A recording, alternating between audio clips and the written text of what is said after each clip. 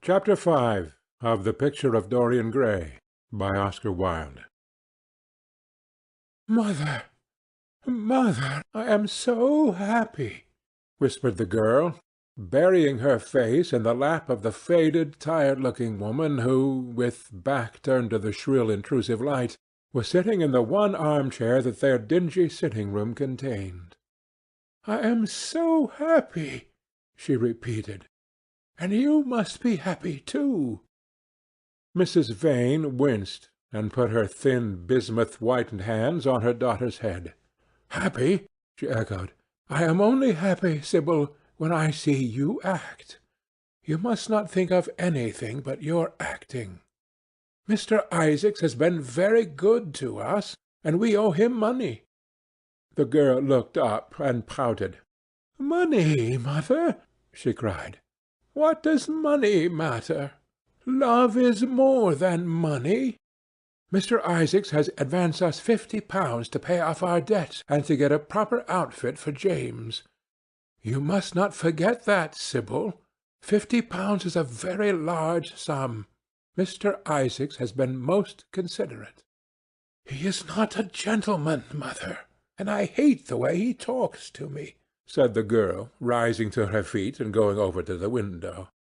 "I don't know how we could manage without him," answered the elder woman querulously. Sibyl Vane tossed her head and laughed. "We don't want him any more, mother. Prince Charming rules life for us now." Then she paused. A rose shook in her blood and shadowed her cheeks. Quick breath parted the petals of her lips. They trembled. Some southern wind of passion swept over her and stirred the dainty folds of her dress. "I love him," she said simply. "Foolish child, was the parrot phrase flung in answer. The waving of crooked, false-jewelled fingers gave grotesqueness to the words. The girl laughed again. The joy of a caged bird was in her voice. Her eyes caught the melody and echoed it in radiance, then closed for a moment, as though to hide their secret.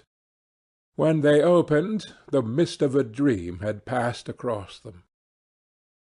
Thin-lipped wisdom spoke at her from the worn chair, hinted at prudence, quoted from that book of cowardice whose author apes the name of common sense. She did not listen. She was free in her prison of passion. Her prince, Prince Charming, was with her. She had called on memory to remake him. She had set her soul to search for him, and it had brought him back. His kiss burned again upon her mouth. Her eyelids were warm with his breath. Then wisdom altered its method, and spoke of espial and discovery. This young man might be rich. If so, marriage should be thought of. Against the shell of her ear broke the waves of worldly cunning. The arrows of craft shot by her. She saw the thin lips moving, and smiled. Suddenly she felt the need to speak. The wordy silence troubled her. "Mother, mother," she cried, "why does he love me so much? I know why I love him. I love him because he is like what love himself should be. But what does he see in me? I am not worthy of him.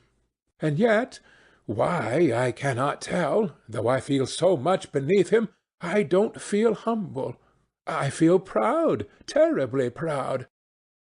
Mother, did you love my father as I love Prince Charming?" The elder woman grew pale beneath the coarse powder that daubed her cheeks, and her dry lips twitched with a spasm of pain. Sibyl rushed to her, flung her arms around her neck, and kissed her. "Forgive me, mother.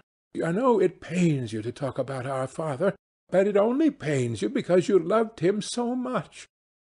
Don't look so sad. I am as happy to-day as you were 20 years ago. Oh, let me be happy forever."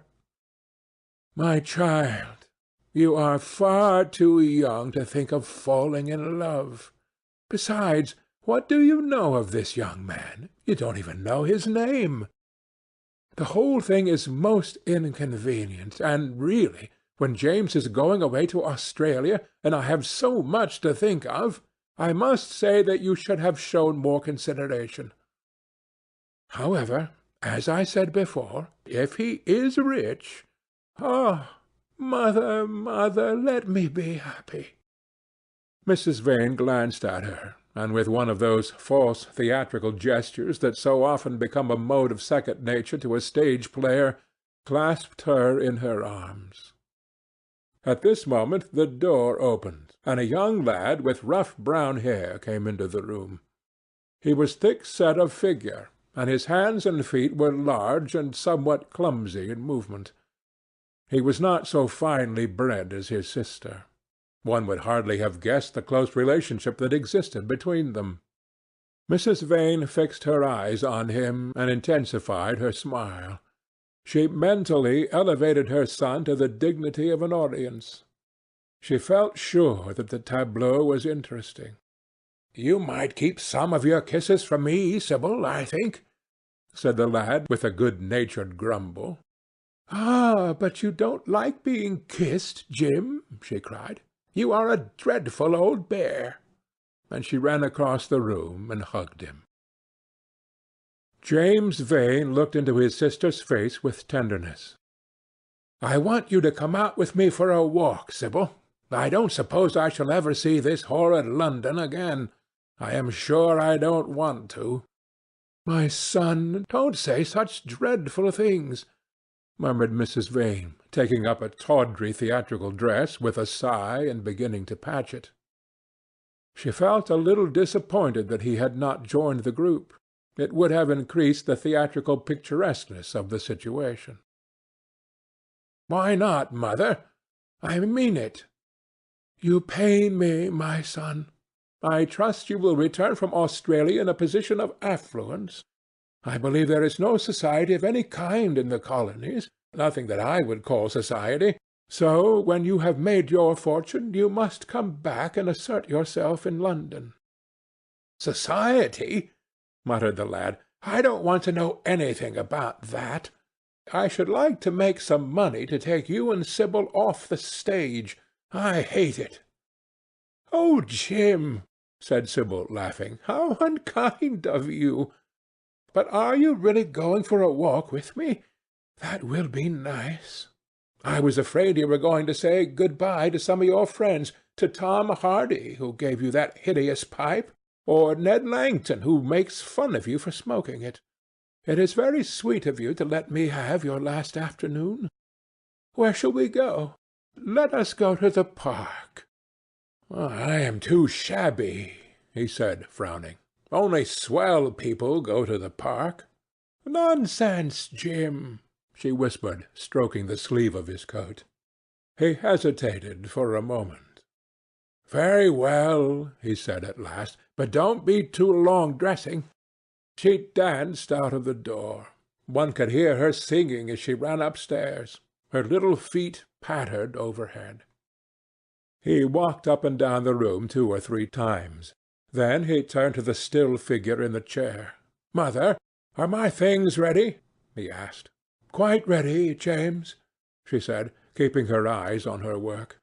For some months past she had felt ill at ease when she was alone with this rough, stern son of hers.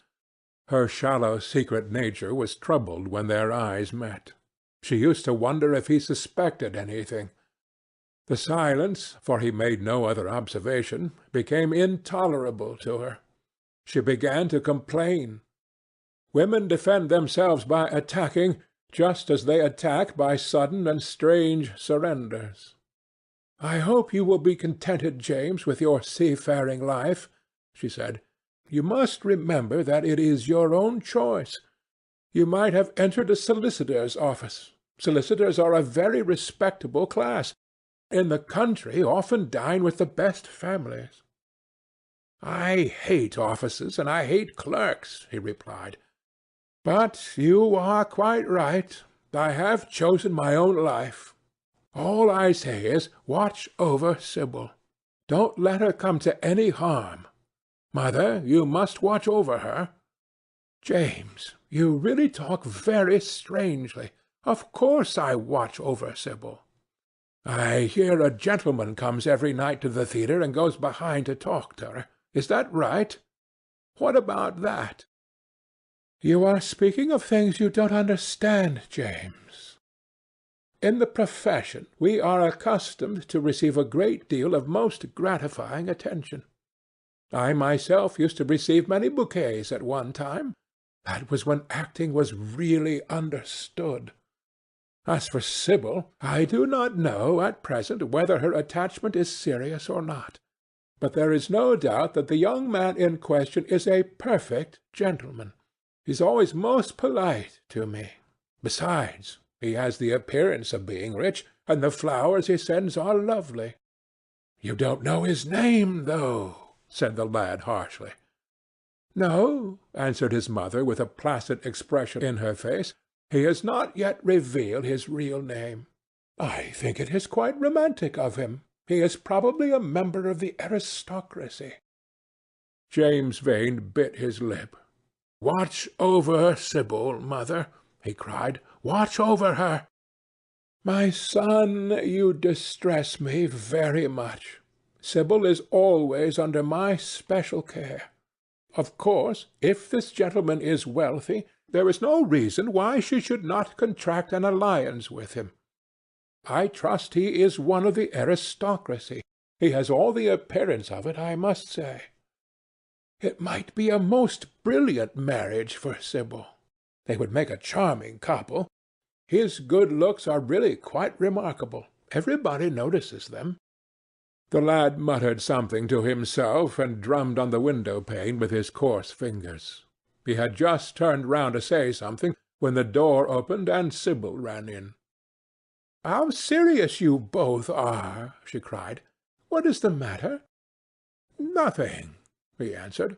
"I suppose one must be serious sometimes. Good-bye, mother. I will have my dinner at 5 o'clock. Everything is packed except my shirts, so you need not trouble." "Good-bye, my son," she answered with a bow of strained stateliness. She was extremely annoyed at the tone he had adopted with her, and there was something in his look that made her feel afraid. "Kiss me, mother," said the girl. Her flower-like lips touched the withered cheek and warmed its frost. "My child, my child!" cried Mrs. Vane, looking up to the ceiling in search of an imaginary gallery. "Come, Sibyl," said her brother impatiently. He hated his mother's affectations. They went out into the flickering, wind-blown sunlight and strolled down the dreary Euston Road. The passer-by glanced in wonder at the sullen, heavy youth who, in coarse, ill-fitting clothes, was in the company of such a graceful, refined-looking girl. He was like a common gardener walking with a rose. Jim frowned from time to time when he caught the inquisitive glance of some stranger. He had that dislike of being stared at which comes on geniuses late in life and never leaves the commonplace. Sibyl, however, was quite unconscious of the effect she was producing. Her love was trembling in laughter on her lips. She was thinking of Prince Charming, and that she might think of him all the more, she did not talk of him, but prattled on about the ship in which Jim was going to sail, about the gold he was certain to find, about the wonderful heiress whose life he was to save from the wicked red-shirted bushrangers. For he was not to remain a sailor or a supercargo or whatever he was going to be. Oh, no. A sailor's existence was dreadful.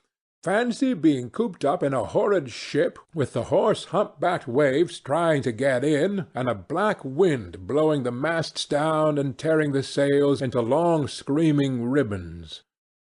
He was to leave the vessel at Melbourne, bid a polite good-bye to the captain, and go off at once to the gold-fields. Before a week was over he was to come across a large nugget of pure gold, the largest nugget that had ever been discovered, and bring it down to the coast in a wagon guarded by 6 mounted policemen. The bushrangers were to attack them 3 times and be defeated with immense slaughter. Or no, he was not to go to the gold-fields at all. They were horrid places where men got intoxicated and shot each other in bar-rooms and used bad language. He was to be a nice sheep-farmer, and one evening, as he was riding home, he was to see the beautiful heiress being carried off by a robber on a black horse, and give chase and rescue her. Of course she would fall in love with him, and he with her, and they would get married and come home and live in an immense house in London. Yes, there were delightful things in store for him. But he must be very good, and not lose his temper or spend his money foolishly. She was only a year older than he was, but she knew so much more of life. He must be sure also to write to her by every mail, and to say his prayers each night before he went to sleep. God was very good and would watch over him. She would pray for him too, and in a few years he would come back quite rich and happy. The lad listened sulkily to her and made no answer. He was heartsick at leaving home. Yet it was not this alone that made him gloomy and morose. Inexperienced though he was, he had still a strong sense of the danger of Sibyl's position. This young dandy who was making love to her could mean her no good. He was a gentleman, and he hated him for that, hated him through some curious race instinct for which he could not account, and which, for that reason, was all the more dominant within him. He was conscious also of the shallowness and vanity of his mother's nature, and in that saw infinite peril for Sibyl and Sibyl's happiness. Children begin by loving their parents. As they grow older, they judge them. Sometimes they forgive them. His mother. He had something on his mind to ask of her, something he had brooded on for many months of silence. A chance phrase that he had heard at the theatre, a whispered sneer that had reached his ears one night as he waited at the stage door, had set loose a train of horrible thoughts. He remembered it as if it had been the lash of a hunting crop across his face. His brows knit together like a wedge-like furrow, and with a twitch of pain he bit his under lip. "You are not listening to a word I am saying, Jim," cried Sibyl, "and I am making the most delightful plans for your future. Do say something." "What do you want me to say?"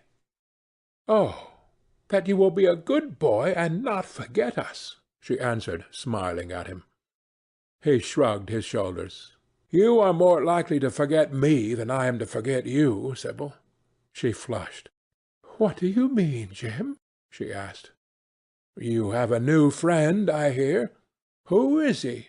Why have you not told me about him? He means you no good."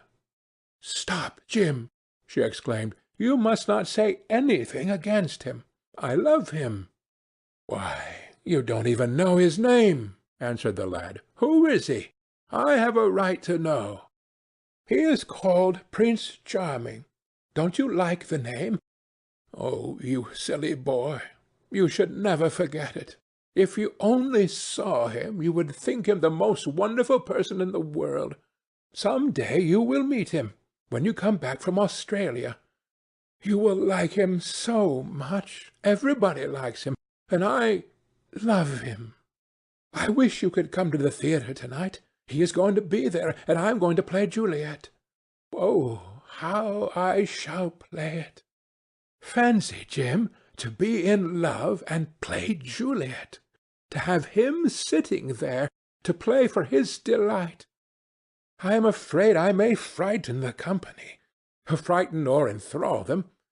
To be in love is to surpass oneself. Poor dreadful Mr. Isaacs will be shouting genius to his loafers at the bar. He has preached me as a dogma. To-night he will announce me as a revelation. I feel it.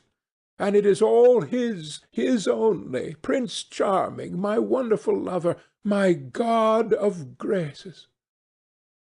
but I am poor beside him. Poor? What does that matter? When poverty creeps in at the door, love flies in through the window. Our proverbs want rewriting. They were made in winter, and it is summer now. Springtime for me, I think, a very dance of blossoms in blue skies. He is a gentleman, said the lad sullenly. A prince, she cried musically. What more do you want? He wants to enslave you. I shudder at the thought of being free. I want you to beware of him. To see him is to worship him. To know him is to trust him. Sibyl, you are mad about him. She laughed and took his arm. You dear old Jim, you talk as if you were 100. Some day you will be in love yourself. Then you will know what it is. Don't look so sulky. Surely you should be glad to think that, though you are going away, you leave me happier than I have ever been before. Life has been hard for us both, terribly hard and difficult. But it will be different now. You are going to a new world, and I have found one. Here are 2 chairs. Let us sit down and see the smart people go by. They took their seats amidst a crowd of watchers. The tulip beds across the road flamed like throbbing rings of fire. A white dust, tremulous cloud of orris root, it seemed, hung in the panting air. The brightly coloured parasols danced and dipped like monstrous butterflies. She made her brother talk of himself, his hopes, his prospects. He spoke slowly and with effort. They passed words to each other as players at a game pass counters. Sibyl felt oppressed. She could not communicate her joy. A faint smile curving that sullen mouth was all the echo she could win. After some time she became silent. Suddenly she caught a glimpse of golden hair and laughing lips, and in an open carriage with 2 ladies Dorian Gray drove past. She started to her feet. "There he is!" she cried. "Who?" said Jim Vane. "Prince Charming," she answered, looking after the Victoria. He jumped up and seized her roughly by the arm. "Show him to me. Which is he? Point him out. I must see him," he exclaimed. But at that moment the Duke of Berwick's foreign hand came between, and when it had left the space clear, the carriage had swept out of the park. "He is gone," murmured Sibyl sadly. "I wish you had seen him." "I wish I had, for as sure as there is a God in heaven, if he ever does you any wrong, I shall kill him." She looked at him in horror. He repeated his words. They cut the air like a dagger. The people round began to gape. A lady standing close to her tittered. "Come away, Jim, come away," she whispered. He followed her doggedly as she passed through the crowd. He felt glad at what he had said. When they reached the Achilles statue, she turned round. There was pity in her eyes that became laughter on her lips. She shook her head at him. "You are foolish, Jim, utterly foolish, and a bad-tempered boy, that is all. How can you say such horrible things? You don't know what you are talking about. You are simply jealous and unkind. Ah, I wish you would fall in love. Love makes people good, and what you said was wicked." "I am 16, he answered, "and I know what I am about. Mother is no help to you. She doesn't understand how to look after you. I wish now that I was not going to Australia at all. I have a great mind to chuck the whole thing up. I would if my articles hadn't been signed." "Oh, don't be so serious, Jim. You are like one of the heroes of those silly melodramas Mother used to be so fond of acting in. I am not going to quarrel with you. I have seen him, and oh, to see him is perfect happiness. We won't quarrel. I know you would never harm any one I love, would you? Not as long as you love him, I suppose, was the sullen answer. I shall love him forever, she cried. And he? Forever, too. He had better. She shrank from him. Then she laughed and put her hand on his arm. He was merely a boy. At the Marble Arch they hailed an omnibus, which left them close to their shabby home in the Euston Road. It was after 5 o'clock, and Sibyl had to lie down for a couple of hours before acting. Jim insisted that she should do so. He said that he would sooner part with her when their mother was not present. She would be sure to make a scene, and he detested scenes of every kind. In Sibyl's own room they parted. There was jealousy in the lad's heart, and a fierce murderous hatred of the stranger who, as it seemed to him, had come between them. Yet when her arms were flung around his neck and her fingers strayed through his hair, he softened and kissed her with real affection. There were tears in his eyes as he went downstairs. His mother was waiting for him below. She grumbled at his unpunctuality as he entered. He made no answer, but sat down to his meagre meal.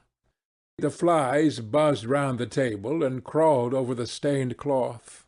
Through the rumble of omnibuses and the clatter of street-cabs he could hear the droning voice devouring each minute that was left to him. After some time he thrust away his plate and put his head in his hands. He felt that he had a right to know. It should have been told to him before, if it was as he suspected. Leaden with fear, his mother watched him. Words dropped mechanically from her lips. A tattered lace handkerchief twitched in her fingers. When the clock struck 6, he got up and went to the door. Then he turned back and looked at her. Their eyes met. In hers he saw a wild appeal for mercy. It enraged him. "Mother, I have something to ask you," he said. Her eyes wandered vaguely about the room. She made no answer. "Tell me the truth. I have a right to know. Were you married to my father?" She heaved a deep sigh. It was a sigh of relief. The terrible moment, the moment that night and day for weeks and months she had dreaded, had come at last, and yet she felt no terror. Indeed, in some measure it was a disappointment to her. The vulgar directness of the question called for a direct answer. The situation had not been gradually led up to. It was crude. It reminded her of a bad rehearsal. "No," she answered, wondering at the harsh simplicity of life. "My father was a scoundrel, then," cried the lad, clenching his fists. She shook her head. "I knew he was not free. We loved each other very much. If he had lived, he would have made provision for us. Don't speak against him, my son. He was your father, and a gentleman. Indeed, he was highly connected." An oath broke from his lips. "I don't care for myself," he exclaimed, "but don't let Sibyl. It is a gentleman, isn't it, who is in love with her, or says he is? Highly connected, too, I suppose." For a moment a hideous sense of humiliation came over the woman. Her head drooped. She wiped her eyes with shaking hands. "Sibyl has a mother," she murmured. "I had none." The lad was touched. He went towards her, and stooping down he kissed her. "I am sorry if I have pained you by asking about my father," he said, "but I could not help it. I must go now. Good-bye." Don't forget that you have only one child now to look after, and believe me that if this man wrongs my sister, I will find out who he is, track him down, and kill him like a dog. I swear it." The exaggerated folly of the threat, the passionate gesture that accompanied it, the mad melodramatic words, made life seem more vivid to her. She was familiar with the atmosphere. She breathed more freely, and for the first time for many months she really admired her son. She would have liked to have continued the scene on the same emotional scale, but he cut her short. Trunks had to be carried down, and mufflers looked for. The lodging-house drudge bustled in and out. There was the bargaining with the cabman. The moment was lost in vulgar details. It was with a renewed feeling of disappointment that she waved the tattered lace handkerchief from the window as her son drove away. She was conscious that a great opportunity had been wasted. She consoled herself by telling Sibyl how desolate she felt her life would be now that she had only one child to look after. She remembered the phrase. It had pleased her. Of the threat she said nothing. It was vividly and dramatically expressed. She felt that they would all laugh at it some day. End of chapter 5.